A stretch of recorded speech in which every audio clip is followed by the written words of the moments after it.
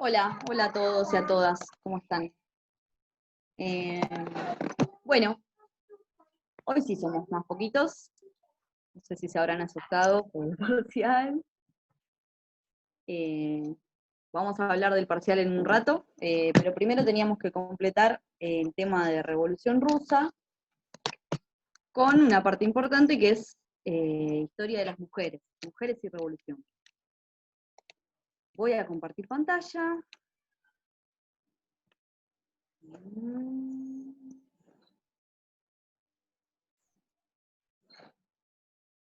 Pregunta, porque nunca compartí pantalla. ¿Tengo que compartir sonido de la computadora? No, porque es un Power. No, solo el Power. A ver, me dicen si ahí se ve. Perfecto. Bien. Se ve solo el Power, ¿no? Sí, se ve lo tenés como en un Google, o sea, están ahí perfecto, ahí se ve mejor. Ahí, pantalla completa. Exacto, ahí. Estamos. Bien. Bueno, entonces, las mujeres en la Revolución Rusa. Estoy utilizando el artículo de Viento Sur que tienen en bibliografía, que es una revista española marxista, pero un marxismo bastante abierto, que tiene su versión impresa y su versión en la web. En este caso es un artículo que escriben Soledad Bengoechea y María Cruz Santos, que no encontré mucho sobre ellas, tengo más referencias sobre la revista. Y utilicé también, que no está en la bibliografía, pero me parece que aportaba un montón, lo descubrimos un poco tarde, el texto que está dentro de Dewey, Historia de las Mujeres, de François Navat, es el modelo soviético el texto. Me pareció que aportaba un montón, y bueno, quizá más adelante terminemos incorporándolo como bibliografía. Tampoco, no encontré mucho sobre la historiadora, pero bueno, estando en los tomos de Dubí, está claro que apunta a la historia social, ¿no? Hace una historia universal de las mujeres, entendiendo que las relaciones entre los sexos condicionan los procesos históricos. Bien. Bueno, en 1861 lo que había sido la emancipación de los siervos había facilitado a las mujeres el acceso a la formación superior, sobre todo a las mujeres de los grupos medios y altos, y el acceso a las teorías marxistas. Las mujeres, lo interesante en Rusia es que participaron en grupos y partidos políticos luchando por el derecho a voto sin obtenerlo, como en las demás, en muchos otros lugares de Europa. Pero en Rusia, entre el 10 y el 15% de los integrantes de los partidos socialistas eran mujeres, lo que es un número bastante alto si lo comparamos con el resto. Y acá, bueno, seleccioné a María Spiridinova, que es, la menciono porque es una de las líderes de su partido, el Partido Socialista Revolucionario de Izquierda, en este caso, que es un desprendimiento del PCR, ¿no? Un partido más vinculado al campesinado, a la reforma agraria, y tenía como líderes, entre otros, a María Spiridinova.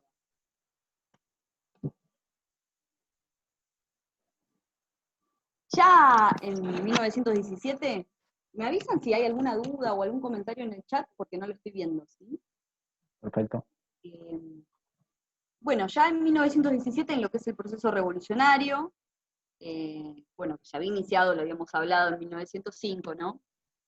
El 8 de marzo en el calendario occidental, que es el 18 de febrero en Rusia, la huelga de los obreros de Putrilov, de la famosa metalúrgica, se unieron a las colas de mujeres que pedían pan. Esto me hizo acordar hoy, estaba pensando en la Revolución Francesa, en la marcha sobre Versalles, que había iniciado así también. Y así, bueno, es de alguna manera como comienzan los procesos en la Revolución Rusa en 1917, ¿no? Y en lo que es la etapa del gobierno provisional, las mujeres se van radicalizando, junto con el movimiento en general obrero, bolchevique, se van incorporando cada vez más a los partidos bolcheviques y se van radicalizando también. participaron incluso en batallones, pero en general podemos decir que nunca se le dio lugar en las primeras filas. Sí llegaron a ocupar, como en el caso de Kollontai, algún ministeriado relacionado con la mujer, que ahora lo vamos a ver, pero nunca en los ministerios, comisariado mejor dicho, ¿no? Nunca en los comisariados más importantes. Bueno, para hablar del tema de la mujer en la Revolución Rusa, a mí me parecía que era interesante incorporarla dentro de un contexto más amplio, porque durante la primera década de la Revolución, e incluso antes, se va a ver un espíritu cargado de utopismo, de experimentación social y cultural, en donde surgen nuevas ideas, nuevas experiencias, nuevos lenguajes, nuevas esperanzas, podríamos decir también, una auténtica revolución cultural. Sobre todo en la primera década e inmediatamente antes de la revolución. Vamos a ver, acá puse algunos ejemplos, pero proyectos educativos antiautoritarios, actos de anticlericalismo, me llamó mucho la atención un juicio que se hizo a la Biblia, en donde por supuesto se la encontró culpable, o la antinavidad. Seleccioné también el Prolecult, que es una organización cultural que tenía como propósito crear una cultura propia proletaria, ¿no? Había que derrumbar la cultura burguesa y crear una cultura propia. Y bueno, también lo que era el arte de vanguardia, con el cine de Eisenstein que rompía con el montaje clásico, con teatro sin escenario, con música sin director, ¿no? Un bagaje de experiencias con mucha carga de utopismo. En este Power seleccioné una obra de Konstantin Wong, que es Un nuevo planeta. Como vemos, el mundo se está viniendo abajo y nace un nuevo planeta rojo. Los ilumina a todos, y hoy también viendo la obra me acordaba de la metáfora de Quemado por el Sol, de la película que mencionaba Gabriel, ¿no? Quemado por la revolución, por la revolución, ¿no? Ahí, ¿no? Dentro de lo que es esta revolución cultural, la revolución se ve acompañada por una fuerte experimentación en lo que son las políticas de género, y sobre todo entre los jóvenes había muchísimas discusiones sobre cómo debían ser las relaciones sexuales, cómo debía ser el amor, el cuidado de los niños, incluso la naturaleza de la familia, que se pensaba que estaba en proceso de extinción, ¿no? Ahora vamos a profundizar sobre eso. Bien, y me interesaba también destacar para esta clase la cuestión de que la Revolución Rusa, y acá no tengo la intención de despojarla de su contenido de clase, o sea, la Revolución Rusa está claro que fue bolchevique y que fue proletaria, pero también fue más que eso, porque estamos de acuerdo que los obreros participaron, que debilitaron al capitalismo, sobre todo en lo que son los comités de fábrica, en la organización de los soviets, pero también hay participación de soldados, que ya lo vimos con ese, cuando ese decía que la toma del Palacio de Invierno tuvo menos muertes y menos accidentes que lo que fue la filmación de la película de Einstein, tiene que ver con esto de que los soldados se rebelaron ante las autoridades, y por eso también la toma tuvo esas características. Pero bueno, también tenemos entonces participación campesina, recordemos que el 85% de la población de Rusia, 85-90, son campesinos, que participaron también, ¿no?, tomando la nobleza, participación también de intelectuales y artistas, pero también hay que destacar que la revolución tuvo un importante componente de género y generacional, ¿no? Como todas las revoluciones, mucha participación de la juventud y de las mujeres, y aquí hay la idea de la liberación con respecto al patriarcado estuvo unido a la revolución desde un comienzo, sobre todo en esta primera década, ¿no? Me parecía interesante esta idea del sujeto múltiple de la revolución, porque obviamente se generaron conflictos de los distintos intereses, como hablamos con el tema de la cuestión agraria, pero también ver cómo se conectaron estos grupos, ¿no? todas las solidaridades que surgen, las ideas de acción colectiva, de buscar la igualdad. Me pareció interesante porque, sobre todo porque muchos de los factores contra los que se rebelaron los rusos están presentes hoy en día. Y esta madre, la madre...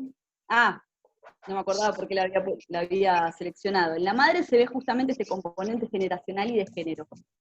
Generacional porque cuando la película empieza, justamente el hijo de la protagonista y su padre están en distintas facciones, ¿no? Enfrentándose en el medio de una huelga, entonces ahí se ve el componente generacional que tiene la revolución, y también de género porque, bueno, la revolución trae la incorporación de esta mujer a la escena pública, y la madre de alguna manera simboliza la ideología de la revolución, va a ser después una figura muy fuerte durante el estalinismo, y ni hablar como símbolo de la madre patria contra los nazis, ¿no? Amenazada por los nazis. Una cosita, llamativamente es una película que rompe con el espíritu de vanguardia, es una película que es bastante realista y anticipa lo que va a ser el arte soviético, el arte stalinista predominante, va a ser el realismo, por sobre los experimentos de vanguardia, y uno que le estoy poniendo acá en el chat, que después lo pongo en el grupo de Facebook, que es la ciencia ficción. Los soviéticos hacen una película de ciencia ficción que se llama Aelita, en el 24, y es con un tema central de género. Pero, está. Sí, sí, sí, sí. Sí, la ciencia ficción también en la literatura, ¿no? Con toda esta idea de utopismo. Bien. La legislación, a ver, la legislación soviética le da a la mujer un grado de igualdad que no había sido alcanzado en ninguno de los otros países, en ninguno de los países más desarrollados de Europa, ¿no? Lo que fue la Constitución de julio de 1918 le otorgó a la mujer derecho a voto y derecho de ser elegida para cargos públicos, divorcio, bastante sencillo de llevar a cabo, igualdad de salario, prohibición de trabajo nocturno de las mujeres, matrimonio civil, el reconocimiento de los hijos nacidos fuera del matrimonio, es decir, que la mujer podía reclamar la manutención por parte de un padre con el que no estuviese casada, y en 1920 se declararon legales el aborto y la homosexualidad. Acá está el decreto en donde se aprueba el aborto, que lo voy a leer porque cada vez que lo leo me agarra como... me pasa algo en el cuerpo porque es un tema que está muy presente. Y esto es 1920. 1920. El aborto, la interrupción del embarazo, se llevará a cabo gratuitamente en los hospitales del Estado, donde las mujeres gocen de la máxima seguridad en la operación. Bueno, un decreto del comisariado del pueblo. Muy fuerte, la verdad, muy fuerte. Después vamos a ver en qué condiciones se cumple o no, ¿no? Con esta legislación, hasta qué punto logra concretarse. ¿Querías agregar algo, Gaby? No. Sí. Bueno, en general habíamos hablado en la relación entre marxismo y feminismo, como decía Nuria Varela, como un matrimonio mal avenido, ¿no? En general para los marxistas hasta la época de la revolución, la familia y el rol de la mujer dentro de la familia dependía de la estructura económica y de la naturaleza del Estado burgués, ¿no? Esto lo había estudiado muy bien Engels en El origen de la familia, la propiedad privada y el Estado, con la idea de que la familia burguesa estaba fundada en el beneficio y solo tenía una función reproductora, digamos, ¿no? O sea, se suprime la estructura económica, la familia burguesa iba a desaparecer de facto. De hecho, es una idea bastante extendida durante la época. Para los marxistas de la época, el combate feminista era una desviación del foco, ¿no? Me dice que mi conexión a internet es inestable. ¿Me están viendo bien? ¿Me están escuchando? A veces podemos decir robótica, pero sí. ¿Sabes qué voy a hacer? Voy a detener el video, que capaz que funciona un poco mejor. Bien. Bueno, entonces, acá tenemos a Alejandra Kollontai, que es quizá la mujer que más se destacó dentro de las políticas de género durante la Revolución Rusa. Se había unido a los bolcheviques durante la Revolución, ella es comunista, revolucionaria, fue comisaria del Zenotdel, que es el departamento de las mujeres del partido bolchevique, desde donde impulsó muchas medidas en favor de las mujeres, ¿no? Más adelante, bueno, va a formar parte, eso lo había mencionado ese, creo, de la oposición obrera, y después Stalin la va a mandar en misión diplomática al exterior. Podríamos decir que Kollontai toma ideas de Engels y de Bebel también, pero va un poco más allá. O sea, para ella abolir la propiedad privada y que las mujeres se incorporen al trabajo, o sea, estos dos pilares que tenían el marxismo para la liberación de la mujer, bueno, esto no era suficiente para Kollontai. O sea, la revolución que necesitaban las mujeres era más bien una revolución en las costumbres, una revolución de la vida cotidiana, de las mentalidades, de las relaciones entre los seres, ¿no? Había que construir una mujer nueva, y por lo tanto no tenía sentido aplazar la liberación de la mujer hasta después de una vez conseguido el socialismo, ¿no? Por supuesto que con estas ideas tuvo muchísimos enfrentamientos con sus camaradas varones bolcheviques, pero tuvo un importante apoyo en la figura.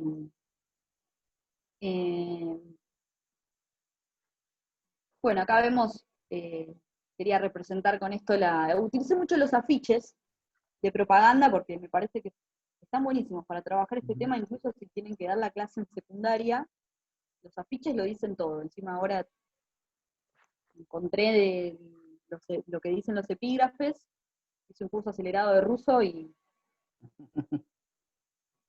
Bueno, acá se muestra entonces la igualdad que habían conseguido las mujeres, por lo menos desde el punto de vista cultural, ¿no?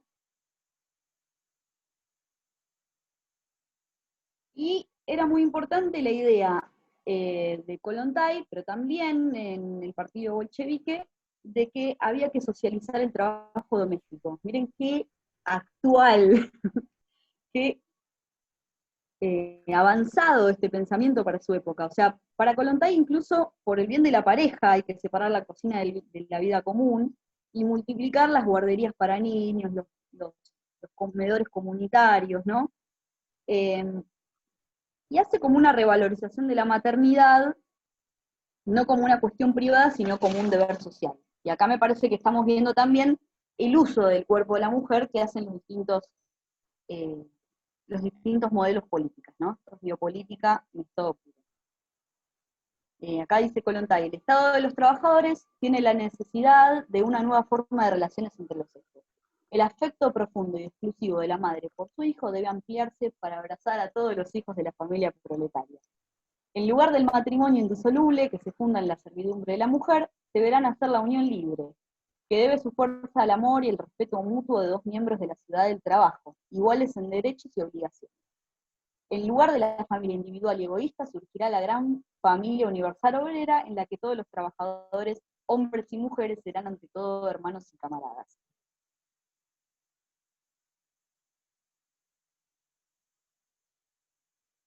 Bueno, y el Genotel, entonces habíamos dicho, el departamento de las mujeres del partido bolchevique, impulsó medidas como creación de guarderías, lavanderías, comedores colectivos, todo esto con la intención de liberar a las mujeres de las tareas domésticas, un programa de seguro de maternidad avanzadísimo para la época, 8 semanas de licencia remunerada, recesos para lactancia con instalaciones dentro de las fábricas destinadas a ese fin, servicio médico gratuito, ayuda económica en bonos, una red de clínicas, de residencias para madres e infantes. Podríamos decir que en general el Genotel además se encargó de intentar despertar la conciencia revolucionaria en las mujeres, ¿no? Esto bien feminista también. Acá tenemos la portada de la revista, que era administrada por el Genotel, Rabonista.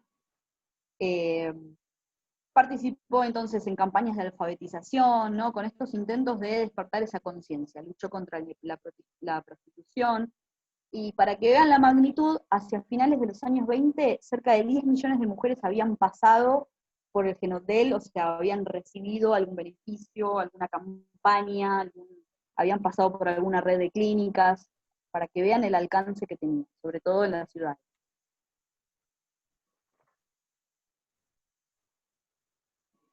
Bueno, acá este afiche trabajadora. Ponte en las primeras filas de la construcción del socialismo, eleva tus conocimientos y tu cultura, mejora tus habilidades, propon nuevos marcos de construcción en la economía socialista, reconstruye tu vida. Mujer trabajadora, la cooperativa te libera del reinado de la cocina y de la olla de cocina. Bueno, en cierta manera, a las mujeres se les había concedido todo de entrada, ¿no? Toda la legislación muy avanzada, reitero, para la época, pero quedaba el cambio cultural, ¿no? Lo más difícil, el aprendizaje social. Y en este sentido se encontraron con un montón de dificultades. En principio, lo que fue la NEP y el regreso de los hombres de la guerra, se incorporan al mercado laboral, lo que trae un aumento del desempleo, y la flexibilización que proponía la NEP le permitía a los encargados de fábrica más libertad a la hora de contratar y despedir, y esto posibilita a la larga el despido masivo de mujeres para ser reemplazadas por hombres, por supuesto, porque los preferían por los costos de las licencias, por la protección que tenía el trabajo durante el embarazo y la lactancia. Entonces, las madres en general tenían menos posibilidades de estudiar, de participar en política, y lo cierto es que podríamos decir que en líneas generales la NEP recrudeció la situación que ya era precaria de las mujeres. A la vez, todo esto se vio dificultado por un profundo machismo que sufría la sociedad rusa, especialmente en los sectores populares, pero también dentro del propio partido bolchevique. Con esta idea, como ya mencionamos, de que se descuidaba la lucha de clases, o que se alentaba el desorden en la vida privada, ¿no? Que podía dar paso a agitaciones contrarrevolucionarias. De esta manera hay una tensión constante que atraviesa el Genodel entre lo que son los problemas de género y de clase, una intención constante de tratar de articular ambos aspectos. Pero en general el Genodel enfrentó prejuicios, desplazamiento político, incluso falta de funcionarias, porque las propias mujeres que eran asignadas para trabajar en el Genodel, muchas estaban insatisfechas porque querían trabajar en secciones que consideraban de mayor importancia. Pero bueno, entonces, además estamos ante un contexto social y económico muy complejo, y dos signos de la época son la inestabilidad matrimonial y el masivo rechazo a los hijos. No suena conservador, ¿no? La inestabilidad matrimonial, pero tiene una repercusión social que es muy fuerte. Se multiplicaron los abortos y se hacía frecuente el abandono de los hijos recién nacidos. Pero a escalas gigantes. O sea, aumentaron también infanticidios y femicidios, y en general había un agravamiento de la situación de las mujeres en la ciudad. ¿Qué pasaba? El divorcio, relativamente sencillo, la idea de que era liberador para las mujeres, para romper las cadenas, se había invertido esa idea. Y lo que terminó sucediendo, también por una falta pensemos en el contexto de crisis económica, de guerra contrarrevolucionaria, ¿no? De guerra civil. ¿Me fui? No. Ah, bien. Se me cerró acá la ventanita. Y, bueno. No, se escucha bien. Ah, bueno, gracias, Cece. ¿Querías agregar algo? No, se escucha bien, dale para adelante. Ah, bueno, gracias. Bueno, lo que terminó pasando es que muchísimos padres abandonaron el hogar, pero renunciaron a sus deberes económicos. O sea que, de alguna manera, podríamos decir que el matrimonio protegía a la mujer en esas condiciones, porque obligaba al hombre a cumplir con sus necesidades, con sus obligaciones económicas, ¿no? Y al mismo tiempo había algunos problemas prácticos, como por ejemplo el tema de la vivienda. La crisis de vivienda es muy importante en la Unión Soviética en la década del 20 y del 30, que era un monopolio del Estado, y como las listas de espera eran eternas, los divorciados muchas veces se veían obligados a seguir juntos durante largas temporadas. Todo esto conducía al malestar. Imaginémonos violencia de género exacerbada, este, como ahora, ¿no? Durante la cuarentena. Bien, y después el tema del aborto. La verdad es que había recursos muy inadecuados para aplicar una legislación tan avanzada, ¿no? Había escasez de anestésicos, de anticonceptivos, que a veces tenía que ver con la falta de materias primas. La ley, bueno, como vimos, tenían que ser practicados por médicos en hospitales de forma segura, pero no había instalaciones adecuadas. Y los abortos siguieron practicándose porque las razones materiales, por supuesto, la vivienda, los salarios bajos, la escasez, empujaban a muchas mujeres a abortar. Y acá encontré un dato de una encuesta de 1927 que se hizo en Moscú, en donde el 71% de las mujeres alegan que abortan por condiciones de vida, y el 22% por la inestabilidad de su situación emocional, sentimental. Únicamente el 6% rechaza la idea de maternidad. ¿Qué año? Y tengamos en cuenta, ¿cómo? ¿En qué año dijiste la En encuesta? 1927. Tengamos en cuenta además que Rusia era un país 85% campesino, y que la familia, o sea, además de que esta legislación choca con el orden simbólico vigente durante siglos, también la familia se ve afectada como una unidad económica, porque la familia en Rusia, y sobre todo en el campo, era una unidad económica de subsistencia, ¿no? Toda esta idea de las divisiones de tierras por divorcios trajo bastante inestabilidad en el campo. Y bueno, podríamos decir entonces, la igualdad efectiva en relación al hombre no se consiguió. Se insistía mucho Kollontai, sobre todo desde el Genotel, en socializar las tareas domésticas, pero tampoco se hicieron muchos avances. Como siempre, estamos en un momento de contexto muy complicado. Esta es una fotografía de la época. O sea, hay muchísimos afiches que muestran el abandono de los hijos, ¿no? No abandones a tu bebé, exige dinero para la manutención infantil del padre. Y esta es otra, de la revista Crocodil, que es una revista de sátira política social. Se llama Un caballero. Historieta. ¿En serio dejaste a tu esposa completamente sola? ¿Qué quieres decir? La dejé con el niño.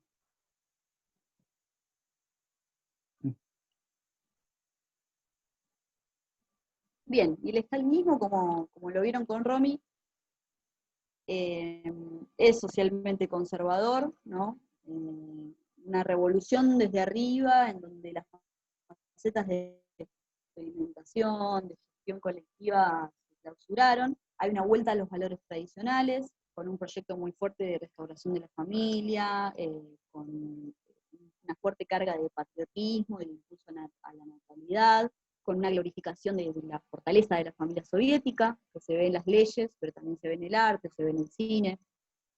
Y comienza a difundirse la idea de que la extinción de la familia llevaba al libertinaje, ¿no? Hay alabanza a las buenas amas de casa en la prensa.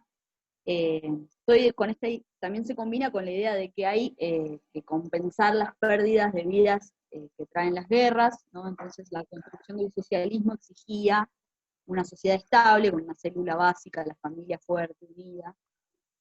Y denigrar a la familia se convierte entonces en una conducta burguesa, totalmente al revés de lo que se consideraba en la década del 20, ¿no? Bueno, se eliminaron leyes: homosexualidad, prostitución, adulterio, promiscuidad, aborto, son consideradas delitos. Bueno, acá este es un extracto de Trotsky. Hay Hay una campaña de prensa en torno al aborto muy importante, en torno a 1935 aproximadamente, y en junio de 1937 se prohíbe el aborto, salvo que esté justificado por razones médicas, a pesar de la evidente oposición de las mujeres, que se manifiesta mucho a través de cartas de lectores en los periódicos. Y bueno, acá está la frase entonces esta de Trotsky: filosofía de cura que dispone, además del puño de gendarme. Estos señores han olvidado evidentemente que el socialismo debería eliminar las causas que empujan a la mujer al aborto, en vez de hacer intervenir bajamente al policía en la vida íntima de la mujer, para imponerle las alegrías de la maternidad. Bien, puesto que las condiciones objetivas siguen intactas, por supuesto las mujeres continuaron abortando clandestinamente con todos los riesgos que ello suponía. Y bueno, en 1929, en 1930, los departamentos de la mujer, el FENODEL, todos los departamentos de las mujeres a nivel local, a nivel regional, fueron disueltos porque Stalin proclamó, y los funcionarios, que la emancipación de la mujer ya estaba resuelta. Hay una idea extendida de que la mujer avanza en todos los terrenos, ¿no? Incluso en el Estado. Acá está afiche: estas mujeres no podrían haber estado en los viejos tiempos. Pero acá el afiche de la derecha, ¿no? Con esta idea de que avanza la mujer en institución, familia, poder, que pone por delante los deberes de ciudadana, y para colmo es feliz, ¿no? Y bueno, una de las medidas fue la condecoración a las mujeres que tenían muchos hijos, 6, 7, 8, 9 hijos, y a las mujeres con 10 o más hijos se les daba una medalla, ¿no? La Orden de la Madre Heroína, aunque esto no es un invento soviético, está claro que se utilizó, creo que los fascismos utilizaban esta medalla, ¿no? Pero bueno, a las alabanzas a la natalidad la vimos en Europa. No es mi intención comparar. Se me ríe, Gabriel. Bueno, entonces, me gustó para ir cerrando esta frase de Wendy Goldman, que dice que aunque las condiciones materiales jugaron un rol crucial en socavar la visión de los años 20, no fueron en última instancia responsables por su desaparición. La reversión ideológica de la década de 1930 fue esencialmente política, no de naturaleza económica ni material, y llevaba la impronta de la política estalinista en otras áreas.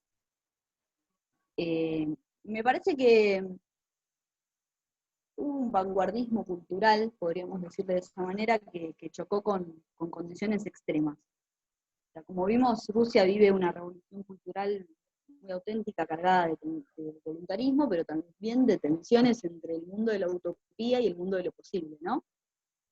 Y también el hecho de que las medidas, la legislación, no podían transformar relaciones de género que se venían cristalizando a través de los siglos, ¿no? La convicción de superioridad masculina, la costumbre de las mujeres de encargarse de los hijos, de las tareas domésticas, la idea de las mujeres que tienen sobre su rol en la ciudad, y la idea que se tiene sobre el rol de la mujer en general en la sociedad, el culto a la virilidad, ¿no? O sea, la ideología patriarcal no puede eliminarse con decretos.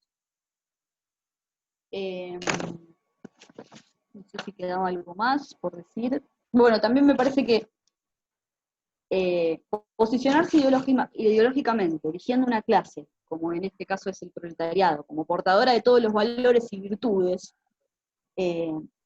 libre de defectos, también oculta el hecho de que el problema de las relaciones entre los sexos de alguna manera trasciende las clases, ¿no? Y bueno, si bien es cierto que la Rusia bolchevique estuvo lejos de poder emancipar a las mujeres, también es cierto que hay que reconocer que los bolcheviques fueron los que más se preocuparon, los que más hicieron en este terreno. O sea, la inquietud por la emancipación femenina y por sacar a Rusia del atraso de la vida cotidiana estaba presente en Trotsky, en Lenin, en los escritos, en Kollontai. Destacar entonces nuevamente que la Rusia revolucionaria fue la nación que más derechos de género legalizó, y si bien estuvieron las manos atadas un poco por la camisa de fuerza de la economía, por la guerra contrarrevolucionaria, el caso ruso me parece que sigue siendo un ejemplo muy válido para estudiar una perspectiva de género, ¿no? Porque fue la primera sociedad que realmente se preocupó y se ocupó de la liberación femenina. Y bueno, habría que ver, esto es para verlo en las clases siguientes, siguiendo a Fontana, pensaba con la idea de que la Revolución Rusa le da sentido a la historia del siglo XX, pensar si la Unión Soviética no fue de alguna manera marcando una pauta mundial para la emancipación de la mujer. Pero bueno, eso tendríamos que revisarlo para las clases siguientes.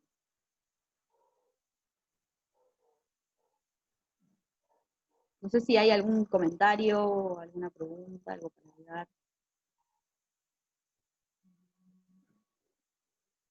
Muy bueno, Joa. A ver, seguro tendría que haber despertado alguna polémica o algún aporte o algún dato o necesidad de aclaración.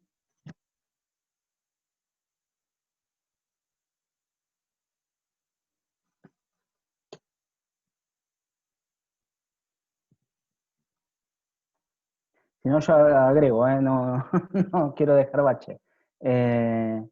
Me gustaría aportar a la excelente exposición que hizo Joana, a la vez que integró otros trabajos. Me gustaría poner a discusión este trabajo que es corto, lo elegimos también con la intención de, en este momento, de trabajar la Revolución Rusa. No podemos dejar de trabajar en particular el lugar de la situación de la mujer y el protagonismo de las mujeres en la Revolución Rusa. Creo que, me parece, a mi criterio, después lo discutiríamos entre nosotros, creemos que tenemos que buscar un texto superador de este, que me resultó como sintético, necesario para este periodo, pero toma este último elemento que muy bien planteaste vos, Joana, el tema exclusivamente de la contradicción o el poco aliento que tenían los partidos de izquierda en general, el partido bolchevique en particular, sobre las condiciones de la mujer y el orden de prioridades de la cuestión de la mujer. Pero más allá de esto, me gustaría rescatar en cuanto a la participación de la mujer, ir más atrás de la misma Revolución Rusa, mencionar a las esposas de los decembristas como también de ese movimiento que dijimos de la segunda ola, digamos, del movimiento de mujeres, muchas de ellas burgueses o mujeres de hombres destacados que participan en forma activa por los derechos políticos, las mujeres de los decembristas son esta sociedad patriótica de hombres que están cercanos al zar, que buscan hacer un golpe de Estado en contra de la autocracia zarista, que son perseguidos, muchos de esos ya asesinados, muchos otros expulsados a Siberia, y ellas son iniciadoras de una sociedad secreta de mujeres en San Petersburgo, que dará continuidad luego a la Sociedad Laboral de Mujeres de 1862.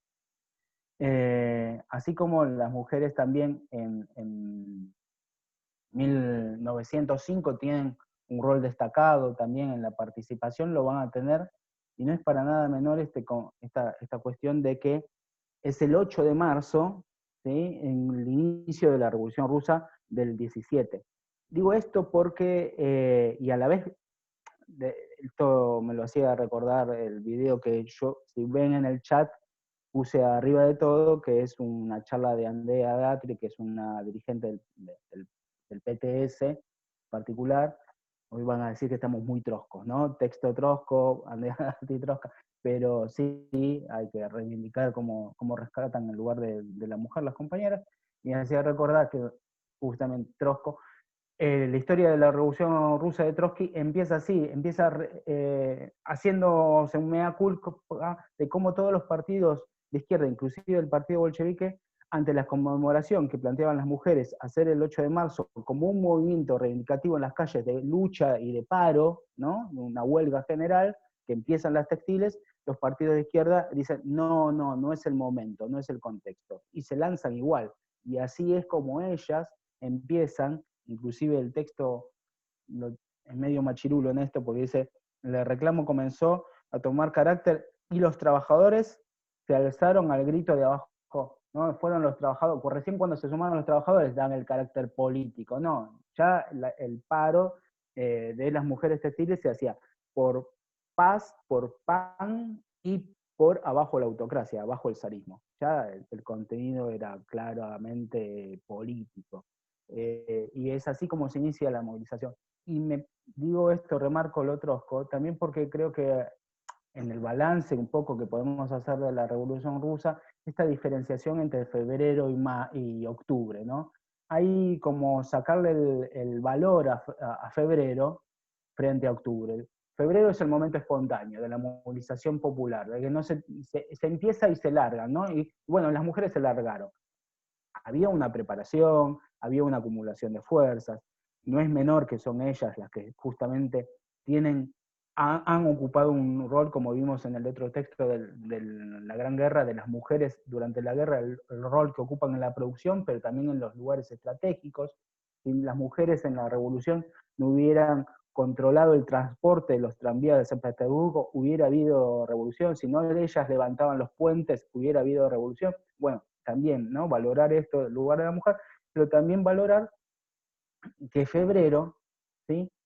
Dice el texto, al pasar, tiene menos participación la mujer en octubre que en febrero. ¿Por qué será? Hay que preguntarse eso. ¿No habrá sido que octubre tuvo más un golpe de mando, digamos, obviamente acumulando, teniendo el poder ya del Soviet de Petrogrado, etcétera? ¿No fue un acto menos activo, menos protagónico de las masas y por tanto también de las mujeres que lo que hubiera sido febrero? Digo, también es parte del balance de la revolución y a dónde va a llevar la revolución también. Creo ya esta diferencia entre febrero y octubre da el carácter de límites que va a tener a consiguiente la revolución. Y después está otra cuestión también más de balance general de la discusión de la revolución y de todo, ¿no? ¿Cuánto es que una norma de un congreso, en este caso de una asamblea constituyente, pueda transformar la realidad? ¿Cuánto es que la legalidad transforma la realidad, ¿no? Y más una realidad tan atrasada, tan condicionada por el atraso cultural, pero también por las condiciones económicas, vos lo que decías sobre el aborto, una cosa es poner la ley sobre el aborto y otra cosa que están las condiciones materiales para llevarse adelante porque se quiera, y a la vez otra cosa peor es cómo afrontar la condición de opresión de la mujer en el campo, ¿no? Yo creo que esa es una gran discusión. Y en las regiones musulmanas. Sí, también, ¿no? Hay una, me hiciste acordar, hay un momento de la película de John Reed, que es la vida de John Reed, que se llama Rojo, Reds. Él va como parte de la propaganda a una región musulmana y nada, no sabía hablar árabe o kazajo, lo que hablan ahí en el medio de Asia.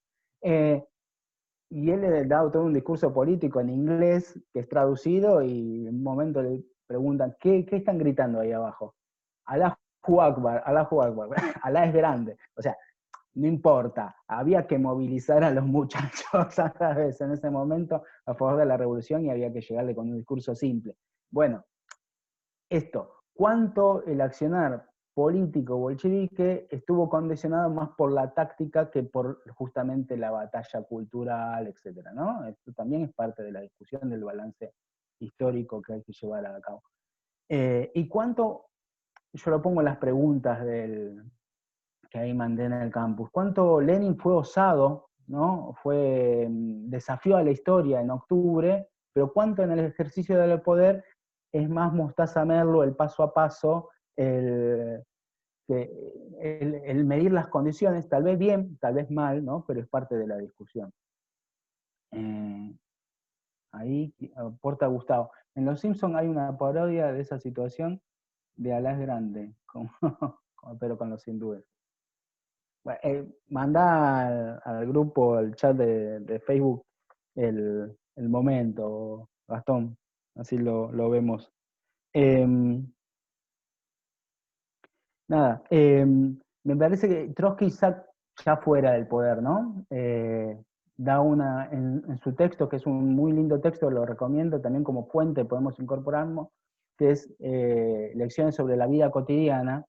Él toma el ejemplo de las lavanderías, el tema de muchas otras cuestiones para dar cuenta de que la revolución de la cual él ya es apartado, digamos, y que está en manos de Stalin ahora, el lugar que logra Stalin tiene mucho que ver con el lugar justamente de las condiciones materiales de existencia atrasadas que no han sido revolucionadas por la revolución misma, ¿no? Y una de las cuestiones es esta, justamente, el lugar de la mujer y promover lugares comunales para todo, para todas las tareas feminizadas, ¿no?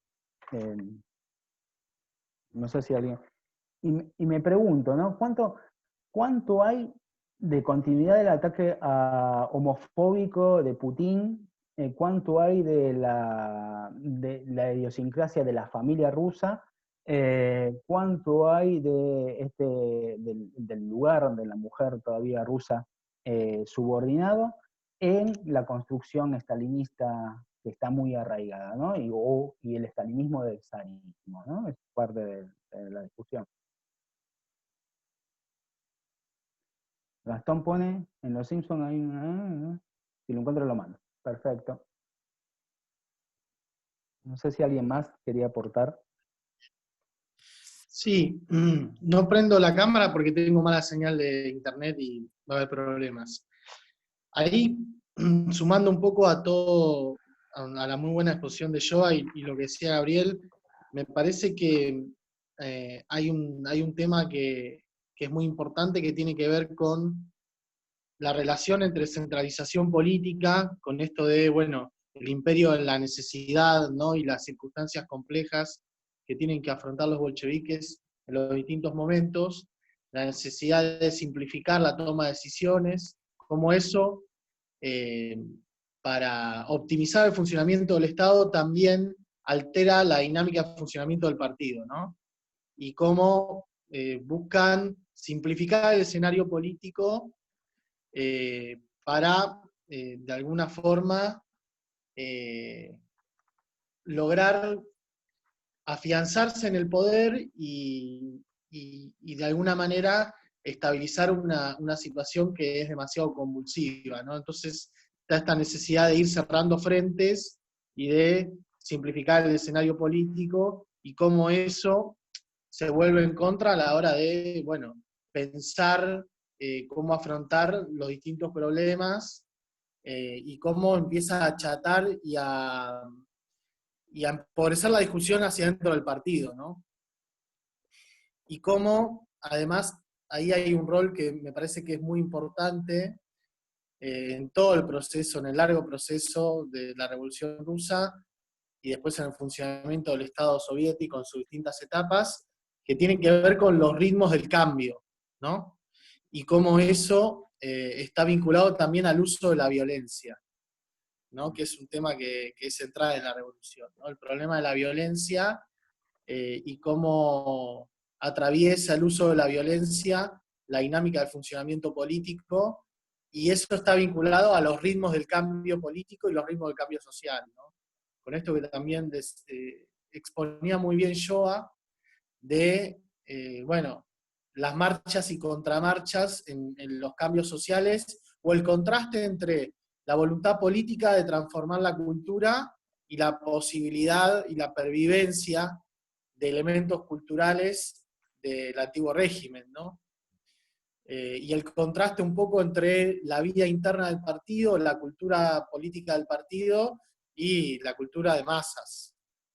Y cómo con la aceleración del proceso de centralización política y la anulación de la vida política hacia el interior del partido, va apareciendo con mucha más fuerza el uso de la violencia, ¿no? Tan característico de la primera etapa del estalinismo, ¿no? Con esto de acelerar el tiempo histórico y bueno, y no hacer partícipe a las masas de los procesos de discusión y de decisión política, y cómo, bueno, es a través de la aplicación de la violencia directa sobre las masas que se busca impulsar ese cambio, ¿no? Y cómo eso está íntimamente vinculado a, bueno, la anulación de la discusión política y la democracia al interior del partido, que es una deformación de una interpretación de la vieja idea bueno, de la dictadura del proletariado. ¿Qué significa eso, no? La relación entre dictadura del proletariado y democracia. Que bueno, obviamente hoy tiene, esos conceptos tienen otro significado, ¿no? Y las discusiones pasan por otro lado, ¿no? Más por la defensa de la democracia que por la crítica a la democracia, pero bueno, me parece que eso, que la relación entre partido y Estado, entre democracia y centralización en la toma de decisiones, y el rol que juega la violencia, son elementos bueno, que a la hora de pensar hoy la transformación de la sociedad, son claves, ¿no?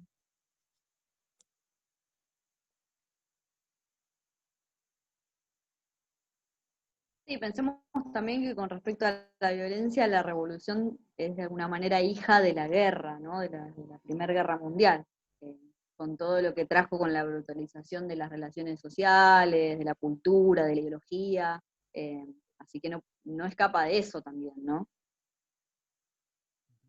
Sí, hay una cuestión, eso es clave, esto que decís yo, que hay una cuestión epocal también de la época del periodo entre guerras, que obviamente la violencia atraviesa la cultura política de otra manera, ¿no? Y Claro, y juega la un rol central. militarización de esta idea de militarizar las fábricas, que también termina siendo un componente del partido bolchevique. Sí, a mí, si no hay, a ver, profe dice, bueno, hay que ir a Americana. Bueno, perdón, Sonia, no sabía, esta vez no Punto me menos. avisaron. Ya es y 27. Ahora pasamos cualquier cosa para Sonia, para los demás que se tengan que ir, a los compañeros si dejan preguntas o si quieres poner las preguntas acá, la respuesta la dejamos grabada, así después la puedes tener. Me gustaría decir una cuestión sobre lo que dijo ese y después seguir abriendo el debate o pasarlo para las preguntas directamente. Me parece importante lo que decía antes Ezequiel, que es esto de los ritmos de cambio y la violencia. ¿Por qué? Porque no solo entenderlo como para el momento, sino con la revolución bolchevique como modelo, ¿no? O sea, y los bolcheviques y el comunismo, ¿no? Porque se hace, en definitiva, el comunismo en versión bolchevique no tanto, pero sí en versión estalinista. Posteriormente, sobre todo después de la Segunda Guerra Mundial, se hizo hegemónico en las izquierdas en el mundo, conviviendo con la socialdemocracia, obviamente, pero recién en los 70 van a venir los nuevos movimientos sociales, o en los 80, más adelante, ¿no? Pero ¿qué quiero decir? Fue toda una discusión, y sigue siendo una discusión, el tema del vanguardismo, que se le atribuye al partido bolchevique, y que después en los 70 otros vanguardismos también van a retroalimentar, y esta discusión que trae el subcomandante Marcos y todos los movimientos sociales de ir al ritmo del más lento, ¿no? Que tienen que ver con la prioridad sobre la batalla cultural que sobre justamente las conquistas políticas o las acciones políticas. Como hubiera un contrapeso ahí, como para no irnos al vanguardismo, a hacer la batalla cultural y todo esto, ¿no? Entonces, la discusión es, trayéndolo de nuevo para la cuestión de género, es, bueno, ahí, ¿dónde se pone el peso, digamos? Porque, ¿cuál es el ritmo del más lento? ¿El más lento quién es? ¿El campesino atrasado que le pega a la mujer? ¿Ese es el ritmo del más lento, digamos? Porque lo más lento en un nuevo proceso revolucionario es el que nada quiere que cambie o cambie poco, o a lo sumo tener un poco más y nada más, digamos, pero no es que quiere cambiar tu existencia junto con la existencia del mundo, digamos. Entonces, en ese sentido, la cuestión de género como vuelve a ser el nivel de cambio, volviendo al primer texto de género que trabajamos, ¿no? El de Sassbon, poniendo el eje con el texto de Engels como evidencia de que si algo se revoluciona es en ese campo, como medida, creo que ahí no es el ritmo del más lento, sino es el ritmo justamente el que imponen las necesidades de las mujeres, digamos, ¿no? O sea, hay un ritmo con el cual medir un proceso revolucionario. Eh, pero si no las tienes de protagonistas, si no tienes, y no solo con ellas alcanza, porque a la vez se necesita al conjunto de la sociedad, entonces también vuelve la discusión constantemente desde dónde se produce ese cambio, ¿no? El peso de la cultura y el peso de la política, en tanto medidas de Estado, ¿no? Medidas legales del Estado o medidas materiales que pueda llevar adelante el Estado. No creo que una cosa ni la otra. creo creo que son las dos juntas, ¿no? Esa es la lección, me parece, que podemos sacar de este periodo de revolución bolchevique.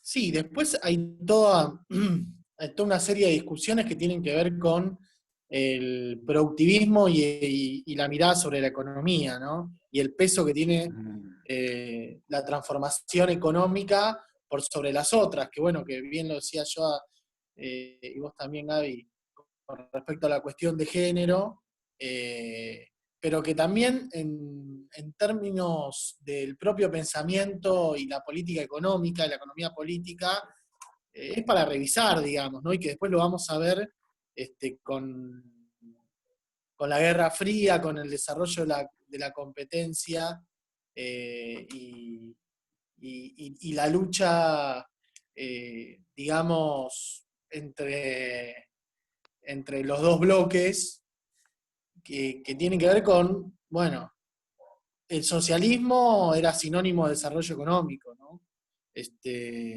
Y cuánto hoy, bueno, para pensar la trascendencia, la necesaria trascendencia del sistema capitalista, bueno, no alcanza hoy pensar en esos términos, ¿no? Como también, por esto que decías vos, por el peso que tiene en la cultura de izquierdas, el modelo de la revolución bolchevique, bueno, hay muchas cosas que revisar, ¿no? Y que para mí, incluso en términos más históricos, en el propio desarrollo del estalinismo, estaba este problema de, bueno, la concepción economicista de la revolución y del socialismo, que pone en el centro el desarrollo industrial como la principal fuente de construcción de relaciones igualitarias en la sociedad, ¿no? Que bueno, que a la luz de los hechos queda claro que no fue así, ¿no? Incluso en el peor momento del capitalismo, en el momento que la Unión Soviética, bueno, logra estabilizarse económicamente y tener un mayor crecimiento que Occidente, ese momento coincide con el momento de una reproposición de elementos culturales conservadores y políticos conservadores, ¿no? Con esto de, bueno, terminamos la revolución, llegamos al estadio de una sociedad feliz en el 36 con el socialismo real, y bueno, ese contrapunto, ¿no? Entre elementos de la vida social y cultural y política, y bueno, el desarrollo económico.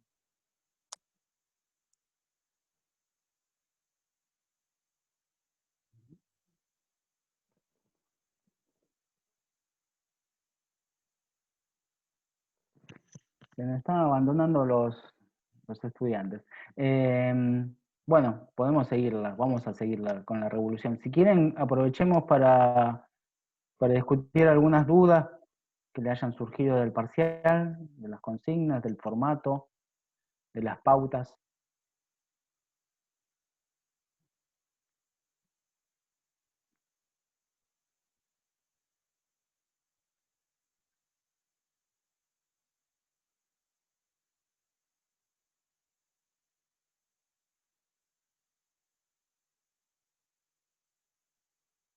¿No hay?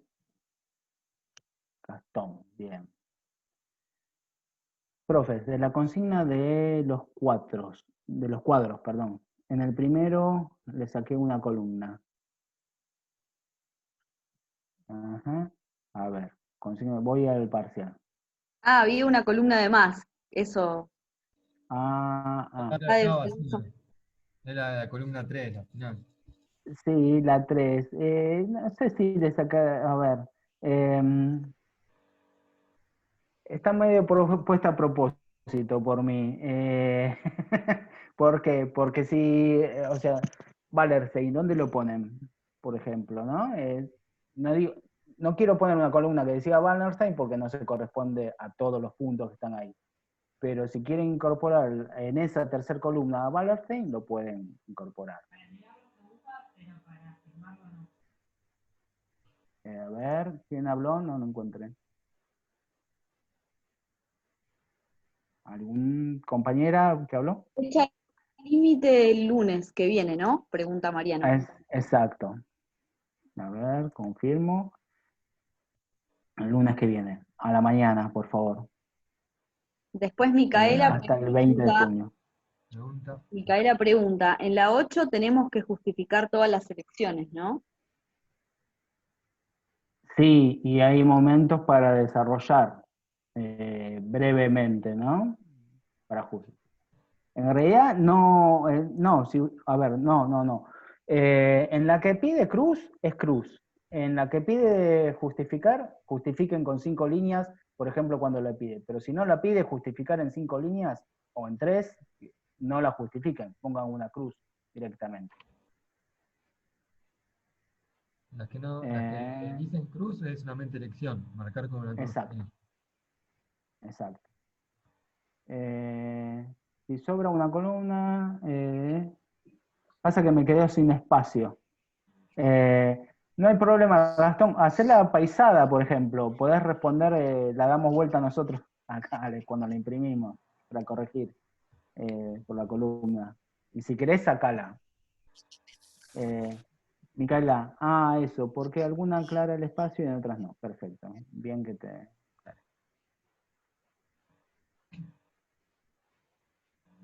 ¿Más preguntas? ¿Alguna duda más conceptual, más? Nada, no. Extraña que no haya ninguna duda. Anímense. Bueno, qué bien que tienen todo claro. No, nuestras clases son... No, creo que van a ir surgiendo a medida que las vayan realizando, vayan empezando en la elaboración misma del parcial. No dejen de escribir si les sale alguna duda en cuanto al formato, ¿no? Queríamos tener este encuentro porque después, ahora, anímense, escriban, contesten con su propia elaboración. De aquí en más podemos responder, no tanto de contenido, sino más de forma o alguna pregunta más puntual. A ver, Micaela pregunta. Ahí hay una duda. Sí. En lo que hay que explicar del proceso de 1870 a 1914, y pide analizar la crisis de los grandes imperios. ¿Se refiere a Austria, Hungría y al otomano, o no? A ver, vamos a la Sí. pregunta. Y al Imperio Ruso también, al Imperio Zarista también. A los Exacto. 3. Ujú. Sí, exacto. No te vas a poner con el Imperio Chino que no hace falta, pero por eso es.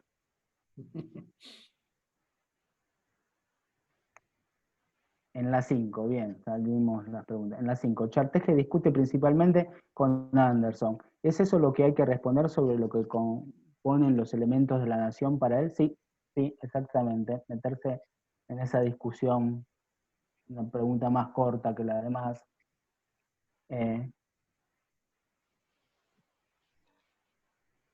Es qué construye la nación para cada uno, cuáles son los medios, y a la vez en qué se diferencian los componentes de la nación, qué aporta el concepto de edad de Charteje, que a la vez retoma el de Anderson, ¿no? Pero lo reconstruye el concepto.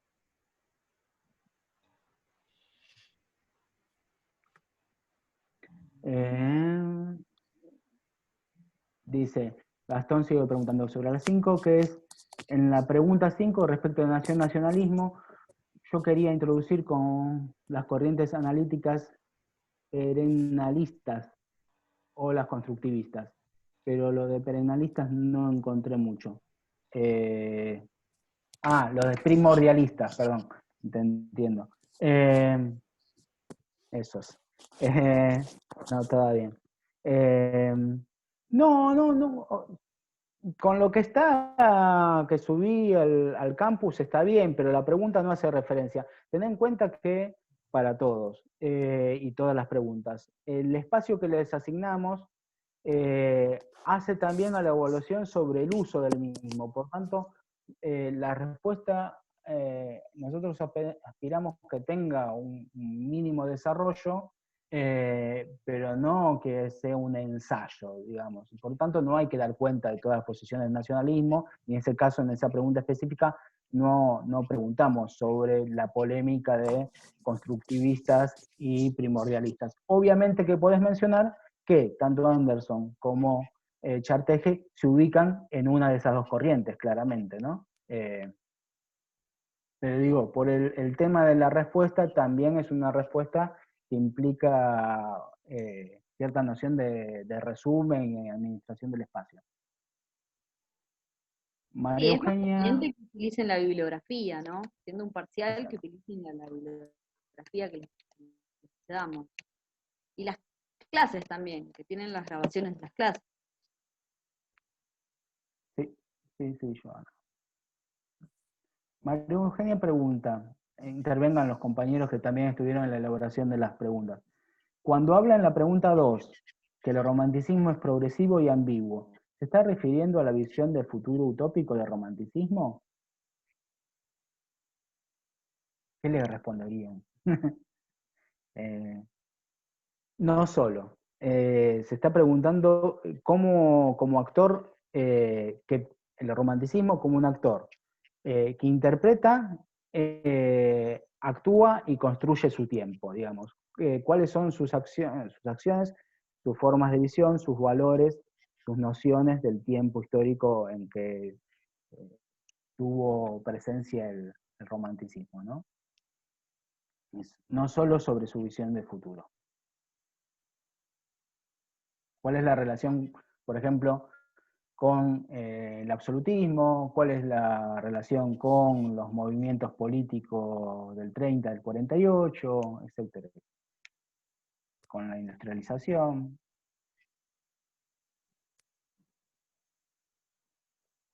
con el nacionalismo.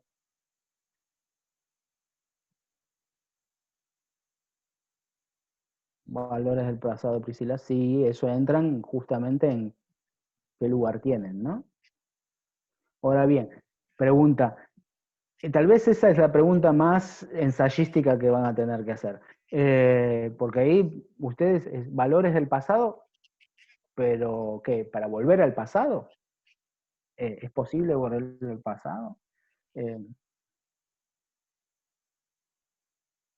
¿Es una respuesta desde el pasado frente a con valores negativos o valores positivos frente a lo que está ocurriendo?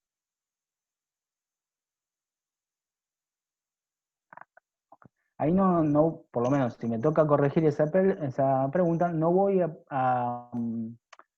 a ver si ustedes respondieron bien o mal en términos de la valoración que ustedes van a hacer del romanticismo.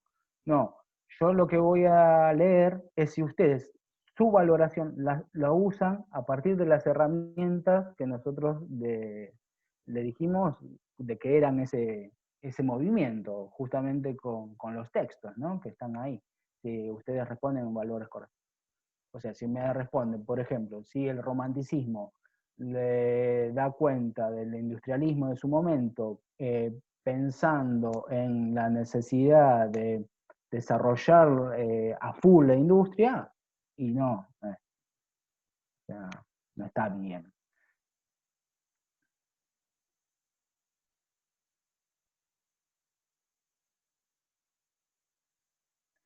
Más preguntas.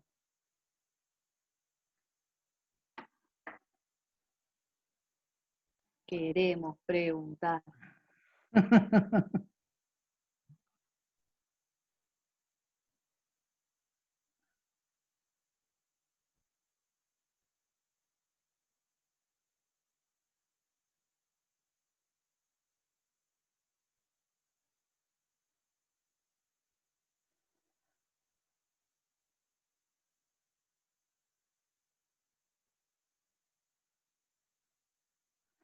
La interpretación de las imágenes, por ejemplo, ¿les queda claro qué es lo que tienen que hacer?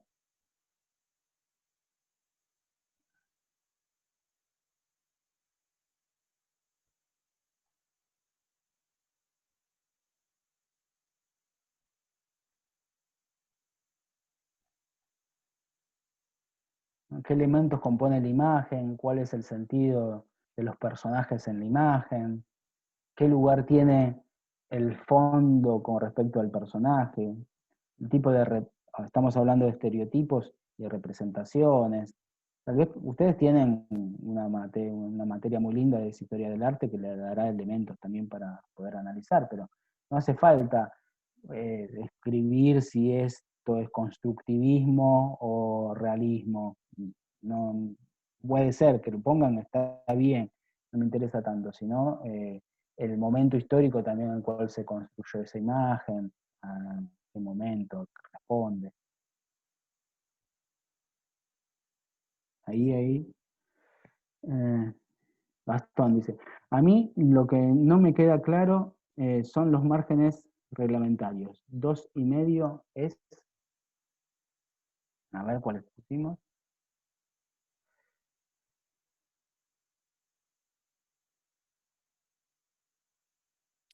Creo que pusimos márgenes normales, ¿no? Sí, margen normal. Margen ¿Sí? normal es El que regular, viene, digamos. Que viene. Diseño de ponen diseño de páginas, claro. márgenes, y ponen normal. Sin interlineado, margen normal. Sí, normal o moderado. Si me ponen estrecho, no, mando de nuevo a rehacer, digamos, pero entre normal y moderado está bien, 2,5.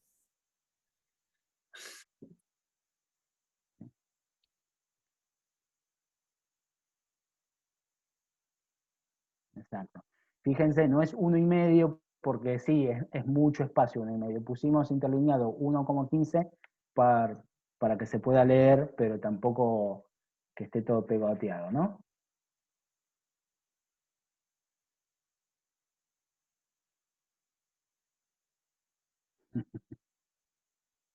Perfecto. ¿Algún consejo que quieran dar a los compañeros que están elaborando el parcial?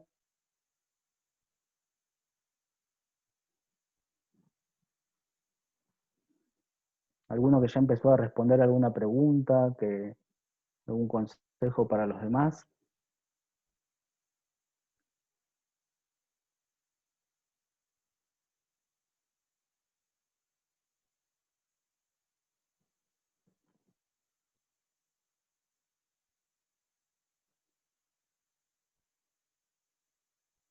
Yo voy a dar un consejo clásico que es que lean bien las consignas y vuelvan a los textos habiendo leído bien las consignas, ¿no? Uh-huh. En los cuadros ya me di cuenta que hay que ser conciso. Bien, exacto. Esquemáticos, diría también Jessy. Sí, tac, tac, tac, tac. Todavía no me decidí, pero se puede responder usando los subtítulos entonces. ¿Cómo?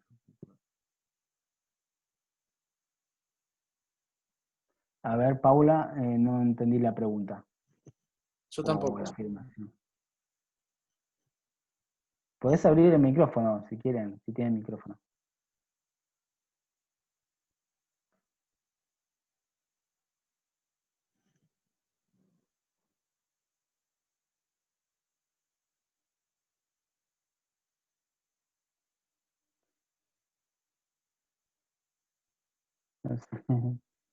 Quedó el chat. Bueno, no te hagas problema. Pero si querés volver a preguntar. Gastón, una pregunta más. ¿Les conviene para corregir que usemos el mismo archivo Word del parcial o ponemos las consignas aparte? Como a ustedes les queda más cómodo. En principio eso. Primero su facilidad y su comodidad, que no anden corriendo con las cuestiones técnicas por sobre la necesidad de avanzar sobre el contenido y las respuestas. Después, si les parece que es mejor usar el mismo archivo desde Google Doc, bien.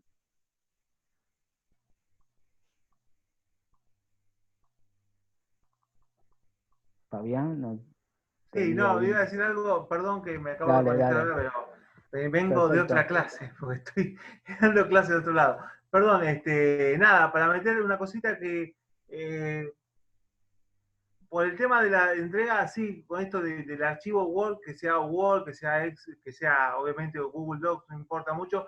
Lo que sí por ahí, no sé si con el tema del parcial tapas, lo vi por ahí en los trabajos prácticos, traten de respetar el formato de entrega, ¿bien? Si quisiera nombre, apellido, coma, división, pongan nombre, apellido, coma, división, no pongan trabajo práctico 1, porque aunque parezca una pavada, eso, digamos, cuando uno trabaja con varios archivos, se va a pasar a ustedes, que son ya seguramente por ahí, si le laburan alguno les pasa. Cuando tengan muchos archivos, es más fácil que pongan, por algo el docente les pide que se entregue de una forma en particular. Y no es por exquisito, sino que por ahí el formato hace más simple la lectura, digamos, la búsqueda de los archivos.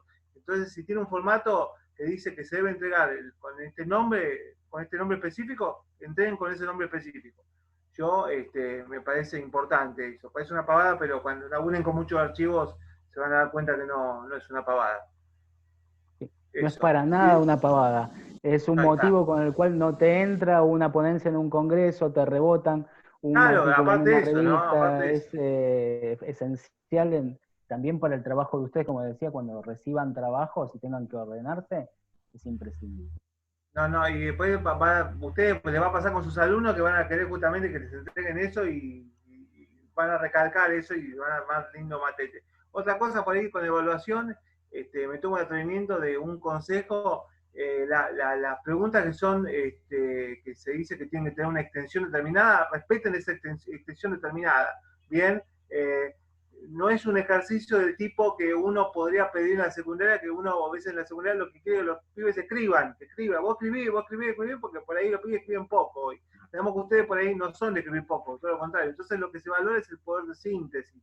En esas carillas ustedes puedan sintetizar lo fundamental. Es mucho más difícil, obviamente, que entre todo en ese, a veces, ¿no? Que entre todo en un espacio determinado, pero es fundamental. La tarea del docente clásica, síntesis, bien lo importante, poder diferenciar, esto lo fundamental tiene que estar. Esto por ahí, si me piden dos carillas no lo voy a meter, pero esto sí, esto no puede faltar.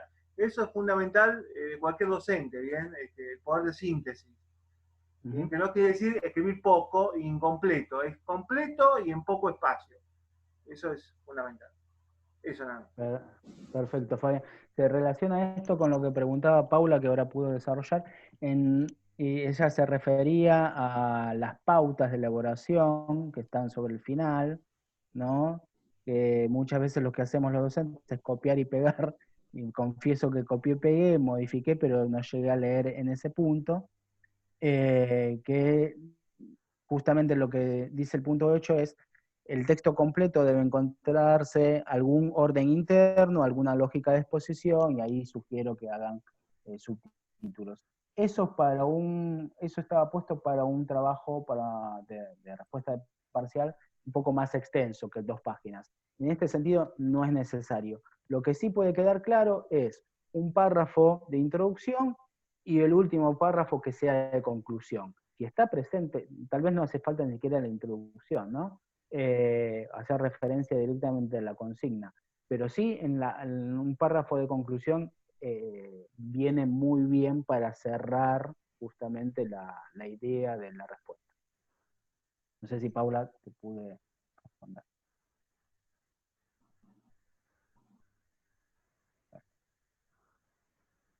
La famosa introducción, desarrollo y conclusión. Digamos, todo eso metido es la respuesta clásica de un parcial de nivel universitario, terciario, introducción, desarrollo y una conclusión, digamos. Todo eso metido en el espacio que obviamente dice la pregunta. Pero bueno, así se responde cualquier... Eso en el primer año me lo explicó el profesor Oliver, me acuerdo. Introducción... De pie. Claro, así. Pam, pam, pam. No puede ser de otra forma, es así. No puede faltar ninguna parte. Y bueno, ahí te acostumbras.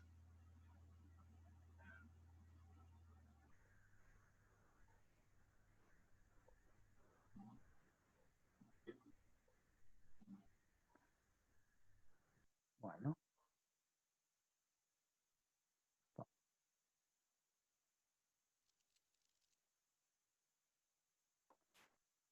Bueno.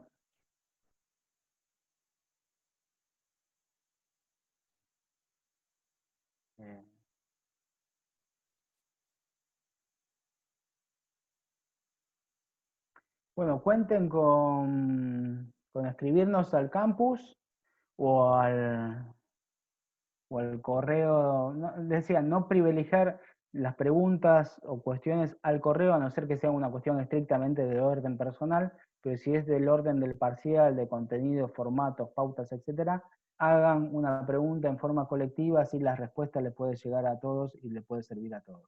Por favor.